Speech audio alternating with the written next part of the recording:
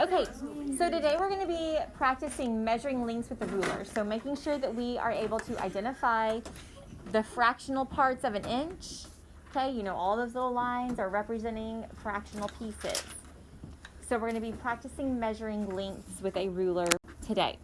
First of all, length is the distance between 2 points. So anytime I'm talking about length of something, I'm talking about from one point to another. And the International System of Units, also known as the metric system, uses units that are related by the number 10. So everywhere else in the world, except for here in good old America, they use the metric system. We use, does anybody know what we use? What it's called? Yes. The imperial system? Not imperial system. Well, It starts with this C. The colonial system. No. Centimeters. It's called customary. So it's either, oh, that's why. Oh, man. You know what to do. No. And I just sat, like, I'm moving and I'm like, what is that? And it's a wet napkin. Super. Yeehaw. And I just recorded that too, so that's even more super. Okay, so we have two systems of measurement. First is metric, second is customary. What you're looking at right now on the board is all metric. Metric system's pretty awesome. They use it a lot in the medical field. So if math and science is a strength and you think that one day you want to go into any kind of medical field, maybe you're a doctor, maybe a nurse, anything of that sort. Maybe you want to be a scientist. A lot of science uses the metric system. So when you're in science class, you'll be measuring milliliters or maybe grams, things like that with your beakers when you get to science next year and you're doing experiments and things like that. So if you look at these charts, you have 1 meter. It's showing you the conversion. So if you are talking about centimeters, there are 100 centimeters in 1 meter. There are 1,000 millimeters in 1 meter. Okay, do you see when I go below, right here, 1 centimeter is equal to 10 millimeters. Okay, so 1 centimeter is 10 millimeters. So if I were to take 100 and multiply it by 10, then that's how I get what? 1,000, right? Okay. Now, meter is 1 big step, approximately. Okay, it's pretty close to a yardstick. If you've ever seen a yardstick, there's also meter sticks. So it's approximately 1 big step. A centimeter is approximately the width of a fingernail, and a millimeter is approximately how thick a dime would be if you were to turn it on its side. Like it's really, really, no, it's like really skinny. Okay, just to give you an idea. Okay, so let's look at a ruler that has millimeters and centimeters. And it says the distance across a nickel is about 2 centimeters. So I'm talking about across. So that word for across a circle is actually called a diameter. It goes all the way from one side to the other. Distance across a nickel is about 2 centimeters. 2 centimeters is about how many millimeters, though? Looking at that. If it's about 2, then it would be right here. Let's see. Right here is where 2 centimeters would be. So if I look up right here, I'm talking about how many millimeters? 20 millimeters. Very good. What is the length of this rectangle looking at millimeters? 25 millimeters. Everybody understand how that's 25? Yeah. Why is it 25? Yes, Lane. Because it's right between 20 and 30. Smack dab in the middle, right between 20 and 30. And if you count, how many lines are between 20 and 30? There are 10. Okay, and halfway is 5. So that would be 25.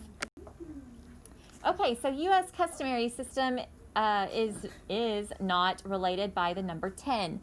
Our system is much more complicated, much more difficult. Do you think you know why science and medical field all use metric system? Anybody have an idea why they would use metric and not customary? It's easier. Why would it be easier? For a couple reasons. Why would you say easier?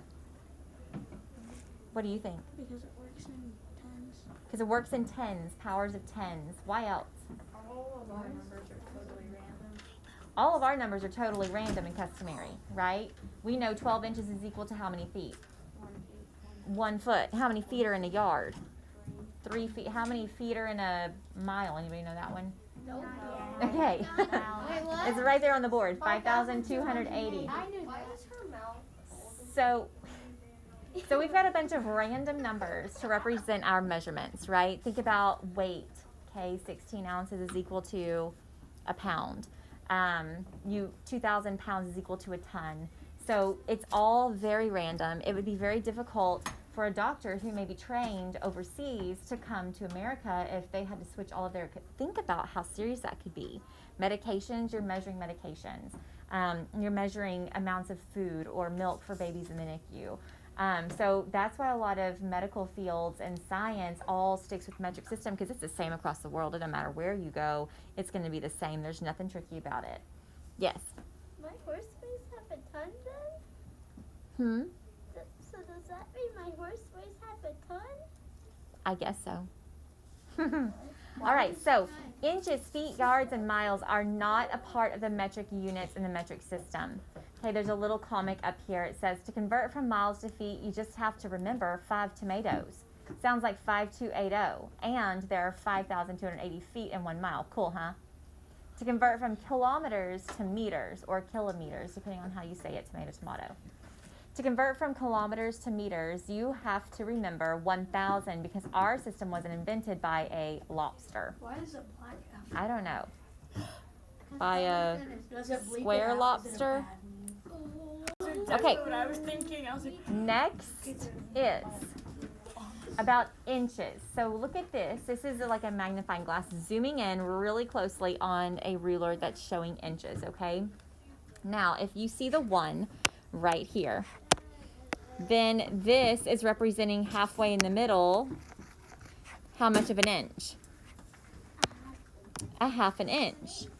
If I said 4/8 of an inch, is that wrong? No, it's still half, okay? So we're still talking about half. All the little marks in between are representing 8ths. All of these little bitty tiny marks are 8ths. But if I go right here, this is a 1/4, and this is 3/4, or you could say 6/8. Some tape measures, like if you have anybody in construction, or if you've ever worked with lumber and you measure, you have to make cuts and things. Some tape measures even go to 16ths, so they'll even measure even further down than that, so you can be more precise.